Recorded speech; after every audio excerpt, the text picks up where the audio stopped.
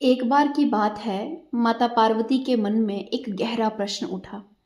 उन्होंने भगवान शिव से पूछा, हे महादेव, मुझे बताइए कि विदेह मुक्ति क्या है। भगवान शिव मुस्कुराए और बोले, देवी, विदेह मुक्ति वह अवस्था है जहाँ मनुष्य का मन, उसकी इच्छाएं और उसका अहंकार समाप्त हो जाता है। वह इस संसार को देखता तो है, लेकिन उससे बंधता नहीं है। वह बस अपने कर्म करता है, जैसे प्रकृति स्वयं उसके माध्यम से कार्य कर रही हो। ऐसा साधक केवल साक्षी बन जाता है, महामाया के इस सृष्टि का नृत्य का साक्षी। अब ये सब माता पार्वती ने सुना और वो और जिज्ञासु हो गई। तो वो कहने लगी कि प्रभु, ऐसा कोई व्यक्ति जो होता है वो कैसा दिखाई देता है? मतलब क्या वो भूत प्रेत की तरह होता है क्या, कि अदृश्य दिखाई नहीं दे रहा लेकिन उसकी कोई फॉर्म होती है क्या? तो भगवान शिव जो थे वो माता पार्वती की बातें सुन के हंसने लगे और बोले, नहीं देवी, वे ना तो भूत होता है ना वह अदृश्य होता है, लेकिन हाँ, उसको उसको समझना आसान नहीं है। यानी कैसा होता है वो व्यक्ति जो जो मैं और मेरे से ऊपर उठ चुका है, उस व्यक्ति को समझना उतना आसान नहीं है।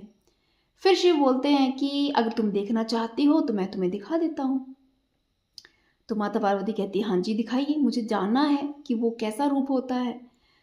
तो भगवान शिव ने अपना एक अद्भुत रूप प्रकट किया। वे बिना सर के फिर भी पूर्ण दिखाई दे रहे थे। वे कमल पर विराजमान थे। उनके हाथ में त्रिशूल और खप्पर था।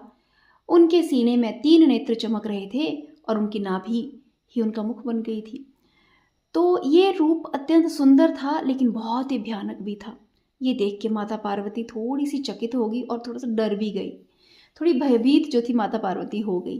तब भगवान शिव प्रेम से बोलते हैं कि हे प्रिय, तुम डरो मत, तुम भय मत करो। ये जो मेरा रूप है इसे कहते हैं कबंध रूप। कबंध रूप ये उस अवस्था का प्रतीक है जहाँ अहंकार समाप्त हो जाता है और केवल शुद्ध चेतना रह जाती है। तो शिव जी ने कहा फिर देवी से, क्योंकि देवी भयभीत थी, तो शिव देख रहे थे कि माता रानी भयभीत है। तो वो कहते हैं, ये शरीर, ये मन, ये इसकी जो शक्ति है, ये तो तुम ही हो। तुम ही इस शरीर और मन को चलाने की ऊर्जा हो। तुम ही वह शून्यता हो जिसे ये पूरी सृष्टि चलती है। जब माता पार्वती ने ये शब्द सुने तो उनको अपने वास्तविक रूप का स्मरण हो आया। उनको याद हो गया कि उनको माता पार्वती एक्चुअली बहुत गृहस्थी जब बन जाती है तो वो भूल ही जाती है कि वो आदिशक्ति है। तो भगवान शिव ने उनको कहा कि तुम ही तो वो शक्ति हो।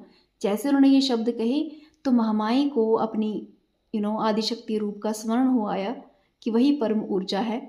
और इसलिए क्योंकि भगवान शिव ने कबंध का रूप धारण किया था, तो माता पार्वती ने उस रूप को संपूर्ण करने के लिए एक और रूप धारण किया माता पार्वती ने, जिसे छिन्नमस्ता कहा गया। उन्होंने अपना सिर काट लिया और ये जो छिन्नमस्ता का स्वरूप था वो प्रतीक था कि अहंकार और मैं की भावना पूर्ण रूप से समाप्त हो चुकी है। उनके शरीर से 3 रक्त की धाराएं बहती हैं, जो कि दर्शाती हैं कि जीवन की जो शक्ति है वो निरंतर प्रवाहित होती रहती है, सृष्टि, पालन और संहार के रूप में। फिर देवी छिन्नमस्ता बनकर भगवान शिव के बाईं ओर विराजमान होगी और बोली, हे शिव, तुम्हारे इस विदेह के साथ इस रूप में मैं छिन्नमस्ता रूप में सदा आपके साथ रहूंगी। तो ये जो कहानी है ये हमें क्या सिखाती है?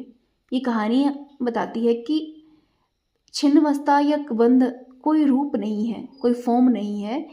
ये चेतना की वो उन्मुक्त, वो उच्च अवस्था है जहाँ मैं और मेरा का भाव विलीन हो जाता है, पूर्णता विलीन हो जाता है। यहाँ पे सिर नहीं है, सिर मतलब काट दिया गया है, अर्थात अहंकार को पूरी तरह से उसका दमन कर दिया गया है। तो छिन्नमस्ता जो है, देवी माँ का जो रूप है, वो कोई एक्चुअली में रूप नहीं है, वो एक अवस्था है। एक साधक की वह अवस्था है जहाँ पे वो संसारिक बंधनों से मुक्त हो चुका है। तो वो जो भी ऐसे व्यक्ति जो परम वैराग्य की स्थिति में है, जिन्हें ये संसार के बंधन बांधते नहीं हैं, ये उसी परम अवस्था की प्रतीक हैं। ये देवी माँ और उनके जो पति स्वरूप है महादेव कबंध, ये उनकी उस अवस्था को वो दर्शाते हैं।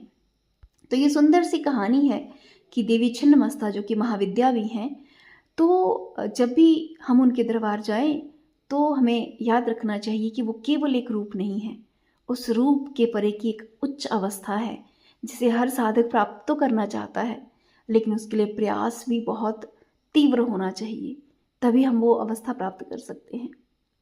Thank you so much. अगर आपको ये स्टोरी अच्छी लगी है तो please do like share subscribe my channel.